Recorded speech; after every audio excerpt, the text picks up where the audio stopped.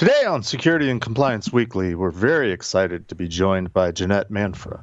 Jeanette is the Director for Government Security and Compliance within the Google Cloud Office of the CISO, and she's also the former Assistant Secretary for Cybersecurity and Communications for the Cybersecurity and Infrastructure Security Agency, which has some relation to the U.S. Department of Homeland Security. She'll help straighten us out and all that. In our first segment, we're going to talk about Jeanette's background, her experiences within the government, DHS and CISA, and perhaps talk about why she's moved on to Google Cloud. And of course, we're going to cover the hot seat question. In our second segment, we'll shift gears completely to what she's doing now, working with Google Cloud.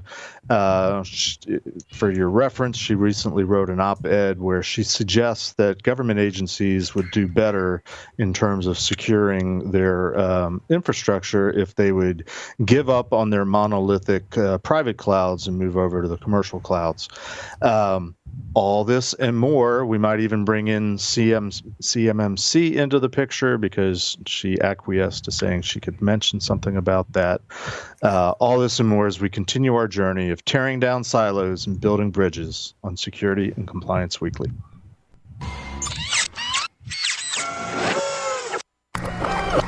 This is a Security Weekly production.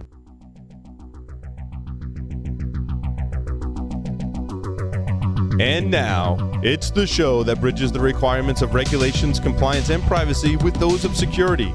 Your trusted source for complying with various mandates, building effective programs, and current compliance news. It's time for Security and Compliance Weekly. The average cost to respond to an insider threat is $11.45 million. That's a lot of reasons why a functional insider threat program must be a core part of any modern cybersecurity strategy. To protect your organization's sensitive data and meet compliance requirements, you need controls in place to deter, detect, and disrupt insider threats. With ECRAN system, you can meet control requirements imposed by compliance mandates all within one insider threat management platform. Get your free 30-day trial at securityweekly.com/ECRAN. That's EKRAN, and fulfill your compliance requirements. The question is simple. Have any of the systems on my network been compromised? The answer is harder than it should be. Enter AI Hunter. Active Countermeasures has automated and streamlined techniques used by the best pen testers and threat hunters in the industry to create AI Hunter, a network threat hunting solution that does the first pass of a hunt for you to identify systems that are most likely to be compromised and scores the results on a scale from 0 to 100. You can then research those systems in depth with AI Hunter. Focus your valuable time on the systems that need your expertise with AI Hunter. Sign up for a personal demo today at securityweekly.com/ACM. Welcome to episode number 38 of Security and Compliance Weekly. We're recording on Wednesday this week because Johnny, our engineer, had a much-needed break yesterday after the grueling Security Weekly virtual hacker summer camp that we went through last week, where he recorded, 40, 50-some episodes. At any rate, today is August 12th, 2020, and this time only we're coming at you on a Wednesday. I'm your host, Mr. Jeff Mann, and joining me today are my illustrious co-hosts, Josh from some location up in New York that looks very comfy, and Scott Lyons and John Snyder. Welcome, gentlemen. Thank you, sir. Before we jump into our discussion with Jeanette, I do have an announcement. Please visit https://securityweekly.com/webcast to see what we have coming up in terms of our webcasts. For example, you can learn about Rapid7's findings from the National Internet Cloud Exposure Report on August 13th, which would be tomorrow, and how to create and run a conference from the geniuses behind Layer 8 conference and Wild West Hackin' Fest. That's coming up on August 19th. Also, our next technical training is on August 27th, and we'll teach you about boot hole, SIG-RED, and SMB bleed. SM bleed? How do you say that? Best practices to prioritize and remediate now. And of course, if you missed any of our webcasts, you can always go to securityweekly.com/on-demand to view any of our previously recorded webcasts or virtual trainings. All right, enough of that. Move it out of the way. I met Jeanette Manfra. I looked up the date, Jeanette. It was May of 2019 at an event called Hack the Capitol 2.0, which was in Washington, D.C. And she was presenting the afternoon keynote. And I am embarrassed to say, or not, I happened to be wearing my Tribe of Hackers, This Is What a Hacker Looks Like t-shirt that day. And in the middle of her presentation, I caught her eye and she interrupted her presentation to say, "Hey, I like your shirt." So I figured I owed it to her to introduce myself afterwards and of course, get a selfie with her with the shirt. But we also started talking about, possibly having her come on to Paul's Security Weekly, which was the original discussion. And in the interim between getting all that arranged and her working for a government agency that wasn't too keen on her speaking at a Paul Security and she left and went to Google, and she wanted to have some time to get her feet wet there and sort of get the lay of the land. And in the meantime, we started this new show, Security and Compliance Weekly. All that to say, we ended up having her on the show today. So Jeanette, welcome to our show. Thank you so much for having me. We like to start off with our guests just by having you tell us a little bit about yourself. What's your background? How did you get into cybersecurity, and in particular, how did you end up at DHS and CISA and all that? I think, like a lot of people in cybersecurity, had a roundabout path to get there. And so I enlisted in the Army when I was 19. And Army, I remember so clearly the recruiter showing me these videos of soldiers running through forests with radios on their backs. And I was like, that seems awesome. And so I joined the Signal Corps. While I was in training, turned out I liked the Army, and I had a drill sergeant tell me, you should really get the money for college and go be an officer. And so I did that. Spent a few years on active duty in military intelligence overseas. Had a phenomenal experience. Met my husband while I was the intel officer for an Apache battalion, but decided to get out of the Army. Went back to school to get master's focus in international security. And what I thought was going to be an interim job with a consulting company, they said, "Hey, we're starting this new organization in this Department of Homeland Security," which at the time I kind of barely knew what it was. And they're like, "Why don't you come help? You have a kind of cool background that can kind of come help them start this organization up." And so that was in 2007. And 13 years later, after all sorts of different jobs in the department related to cybersecurity and even a stint doing public safety communications, I ended up running the cybersecurity division for a couple of years, which was really the best job ever. I always tell people, if you have a chance to get on the ground floor of an organization as a peon and then kind of circle around, do a lot of different things, and then have the opportunity to run it, it's the best thing ever. Not only because you have such sort of this passion, right, for the people, for the mission, but you also know where every single body is buried, where every skeleton is. You have moles all over the organization. Nobody can, put one over on you. And so that's sort of my journey to DHS and what eventually became CISA. So maybe I'm the only one confused, but half the articles where they had your bios attached to it and looking at your LinkedIn profile and whatnot, half of them say you were at DHS, half of them say that you were CISA. Can you just sort of clear all that up for me? How did that all work? Well, the reality is I wanted to have as many securities as possible in my title. And so being the Office of Cybersecurity and Communications in the Cyber and Infrastructure Security Agency at the Department of Homeland Security really sort of was probably the most we could get. For people Is that who don't like a know, triple word score or something? Yeah, Okay. Yeah, definitely, at least. So with trying to just condense a very long and potentially boring history for many people, I think in many ways my career actually follows a trajectory of how government thought about cybersecurity, and really a key part of that being in really sort of in the Bush administration. establishing in the Department of Homeland Security this cybersecurity function, which was very small. It kind of pulled together some different elements from GSA, FedCert, if any of you remember that. And so different responsibilities about federal civilian cybersecurity and critical infrastructure cybersecurity, combined it with the more traditional critical infrastructure security, like protecting against terrorists and those sorts of things.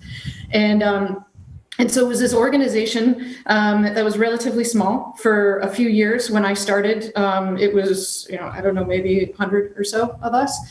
And but slowly built as Congress and government policymakers, frankly, across administrations, recognized this need to have an organization that was solely focused on what we now call cyber defense.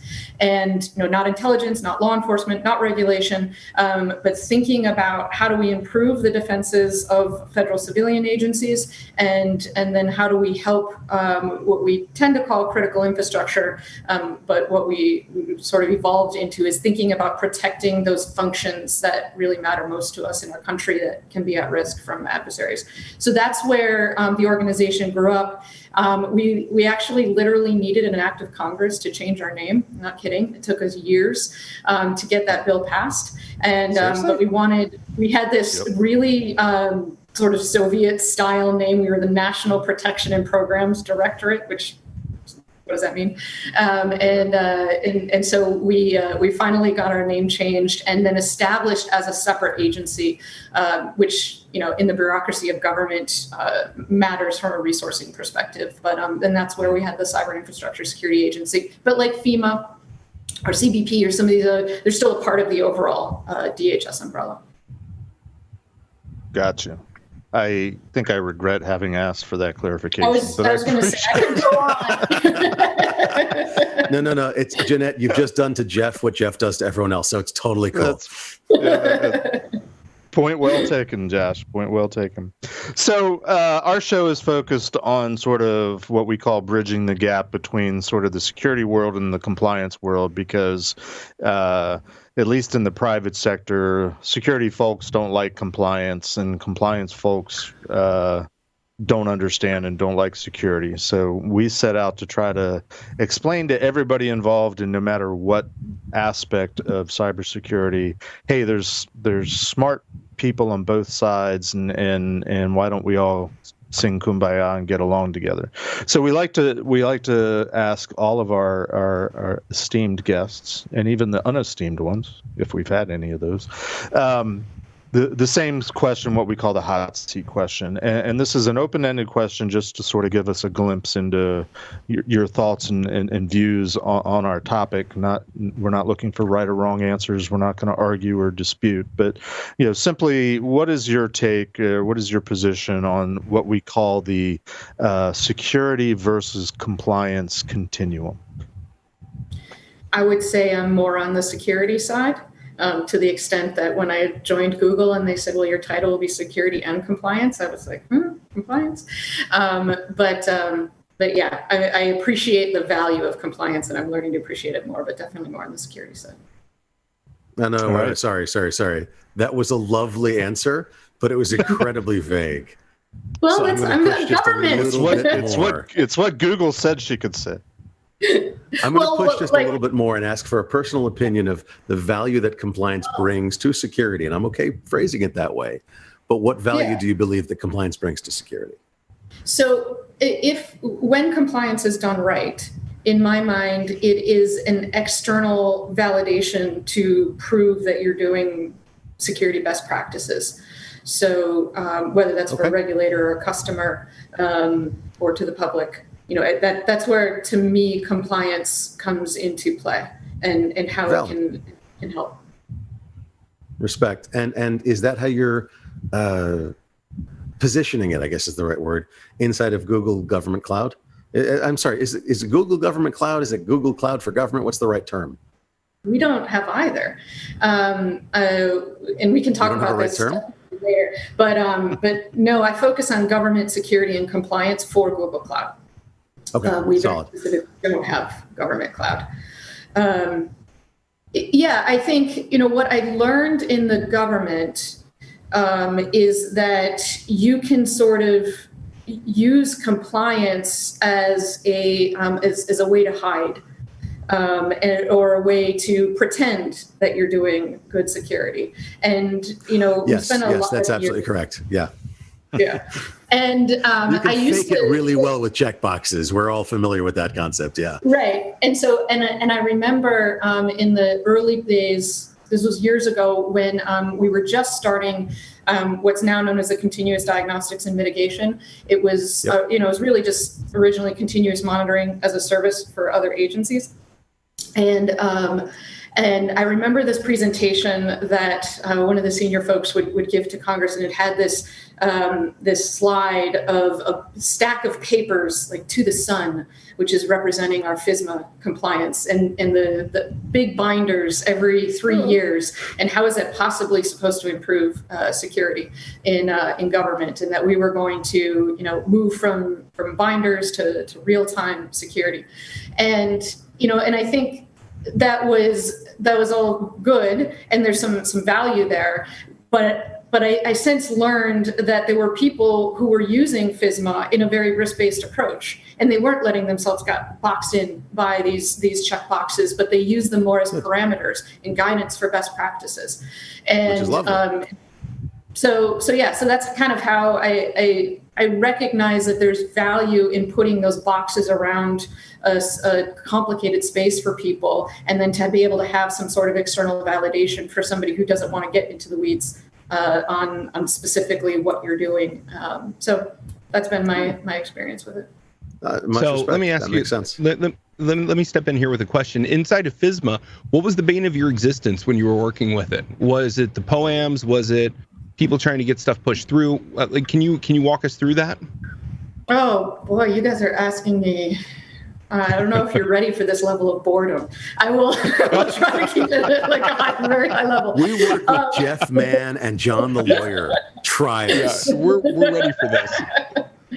So we had a lot of roles that evolved over the years. There was initially, it was really just about measuring and sort of a portal, really, where people had to submit their FSMA metrics. And then we would work with OMB to assess where people were. And as you can imagine, in the beginning, it was relatively immature, but really grew that to be able to put out the annual FSMA report. And eventually we started to grow that capability to understand trends across agencies.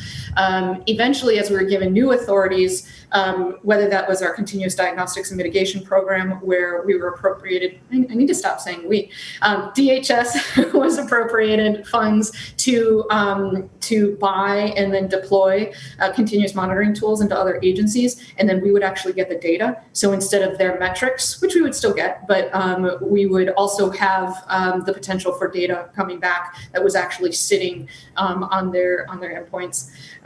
We also eventually got the authority to issue something called binding operational directives, and which was more authoritative, and we used them sparingly, but we would use them everything from removing Kaspersky from their systems to telling everybody that they had to implement HTTPS and DMARC. So the spectrum actually grew quite a bit. So by the time I left them, and where they're continuing to go is to much more of a centralized security service provider and oversight, while ensuring that that risk management and that posture is able to be maintained at the agency level. Hopefully that wasn't a try from under answer the at all. keyboards with passwords on them. Yeah, got it. I'm sorry, I interrupted somebody. Go ahead, Scott. I think we're having a coin toss moment. What was the worst that you saw somebody screw it up by the numbers, without naming names and without naming which agency or government entity did it the worst? Walk us through that, please. Oh, so many cases. So a lot of people would point to.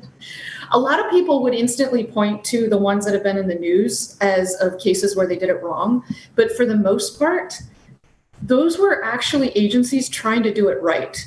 And so even to bring up OPM, OPM was actually going through a process of implementing our recommendations and working to improve their security program. Like what happens with a lot of private sector agencies, right? As you get better at security, you realize, oh, there's a lot of bad stuff happening on my network. So I would say the agencies that were doing it poorly were the ones that had, they had no investments in place. They had no, they would have no risk assessment process. They didn't understand what they were procuring. They were very sort of focused on the compliance checklist, and their compliance offices would tend to be very they would have the ISMs. I can't remember the acronym at the moment, but there's a lot of good people in that role, but, they'd be going through and say, oh, it says right here that you didn't do these things. You need to take this system offline and spend a bunch of money to fix it. Nobody had the money to fix it. And so it would just sort of stay in this state of, POAM forever. Those would be kind of the characteristics. POAM. POAM. Plan of action and milestones. Yeah, we're very familiar. Trust me. Tying it together with what's going on now with CMMC and how that's affecting the supply chain and whether or not POAMs are actually going to be allowed is a very interesting concept. Right. So seeing those go away will be a good thing, right? It depends. So one of the things that we put, I hate to say everything, it depends, but one of the things that I learned about POAMs, so even my own organization, when I was running the cybersecurity, what's now the cybersecurity division, we would have our own security compliance folks coming in, and we would have, our folks would have some of the biggest knockdown drag out arguments and say, I am an actual cybersecurity analyst. I'm telling you what this is good, that this is fine. And they would come back and say, oh, but no, you didn't do these sorts of things and you need to fix it. And we would have this sort of back and forth. And finally I was like, guys, we can't have like bad metrics on cybersecurity as a cybersecurity organization. So like, let's get our stuff together. But what we learned with POAM is that when I, even digging into my own organization, a security organization, but we also had a lot of development and, our Hunt, lab, all these things, right? We had to maintain our own systems. The stuff, the POAMs would just, it would exist in eternity. And, but once you put a time frame on the POAM, which is something that we did in a couple of our directives, where we told agencies on web and email security, I think was the one, or might've been the vulnerability remediation, where they could come back with a POAM, but then we were going to have a time set on when that POAM needed to be completed 12 and months, approved. 18 months, whatever it was. Yeah. Whatever it was. Yeah. And so I thought that was a nice way of leveraging the concept of POAM without just sort of using it as an excuse to not actually do any of the work that you said you were going to do. Can I want to sort of take you back a little bit. You were mentioning risk management and some of the worst things that you saw were people that, OPM was trying. There were groups that weren't even trying. Their concept of risk was what? So, and I think it's fascinating that we talk about risk management in such generic terms, but in reality, everything we do with security and compliance is all about risk management. There's never an elimination of risk. Let's be honest. We're never going to get rid of it all. What's the definition of a secure computer? One that's turned off at the bottom of a concrete-filled mine shaft guarded by a division of Marines. It's sort of secure. But when we manage our risk, and what I'm curious about is the conception of risk management that you saw in government and compare it to the conception of risk management you see now in private practice. Can I ask you to compare them? Yeah, I think it's been interesting. So I'll start at a high level risk before even talking about cyber risk, because I think there's a lot of very mature risk management that doesn't really account for cyber yet. But I would say most government agencies don't think in terms of risk. That is evolving. You either have agencies that are sort of your traditional security agency, so they think in terms of threat, typically. And to some extent, they add that vulnerability and consequence, but they tend to be very driven with understanding what does the threat do and then how do we mitigate that. So there's some, there's some very thoughtful practices around managing risk in that sense. Again, I don't think it's mature when it comes to managing digital risk. But that's something that's maturing. When agencies that don't have a security mission, this is a bit of an overgeneralization, it's not totally fair, but I think it's generally true. They would typically not think that way. And they would not, and this, I've seen this in private sector as well. Why would somebody want this data? Yes. Why is this SF-86 information useful? Because they're not thinking about it from a counterintelligence lens, as an example. And so that's sort of my general it's assessment, and it's evolving. We think about GSA and the whole challenge that I got sort of wrapped into for a couple of years around third-party risk for IT products and services in the government. And how is GSA a partner? Well, maybe we should actually work with them on who's on their schedules. And, are these or companies that we want people buying from? It gets really complicated. But to your point is, if we can, and this is what we always tried to bring, and we eventually even built a National Risk Management Center that the department still runs, is if we can bring a risk approach and say, we understand risk exists. Right. Explain to Congress, explain to everybody. People get that risk exists, but what are we doing to manage it? Where is their risk transference? I think a lot of people transfer risk over to their compliance programs and just kind of wash their hands, which is not really. I'm quoting you on that. One of the big problems. I'm totally stealing that quote, just to be clear. One of the big problems is that inside of compliance regimes, they don't really discuss or address site exploitation, right? So when an attacker is inside of a network, right, and it takes so many days to be able to figure out how long they've been in there, compliance regimes don't address site exploitation. Right. Would you agree? Not one that I've come across. I would agree. Okay. But let's get back, Scott. Wait. Let her finish go ahead, my Josh. question. We heard about government risk and government risk attitudes. Oh yeah, we didn't go to the private sector. Yes. Please, if you don't mind, I'm really curious about the compare and contrast. Really, I'm really curious. I think the financial services sector is fascinating when it comes to risk management. And some of the most eloquent, thoughtful, and deep thinking and modeling that goes on seems to come from the financial services sector. And and I don't know, they have any data to support whether they're the most advanced, and everything from how they think about technology risk to as a part of their overall enterprise risk, and even how banks increasingly were coming together to think about risk to the industry. There's a lot of work that they need to do. I'm not saying that they're perfect in any way, but it was really fascinating, and I think they're just miles away, more mature than many other sectors. I will say, except for businesses that have to deal with safety. If you're thinking about, and again, I'm talking broader than just what I would call digital risk, but if you think about the transportation industry or oil and natural gas, right? All of these where they have some sort of safety component and probably big capital investments, I would guess would probably be a part of that. They have a pretty mature way of thinking about risk to their organization. But oftentimes some of these older, less technology dependent, I guess I would say, organizations have, while they may have an overall mature risk capacity, it doesn't often incorporate their digital risk, which is where you see adversaries really trying to exploit. Let me focus that just a little bit. I apologize. I'm going to ask a quick follow-up question. You talked about government risk and risk attitudes, if you will, towards risk in government. Fascinating. Absolutely. I'd love to talk about that with you sometime.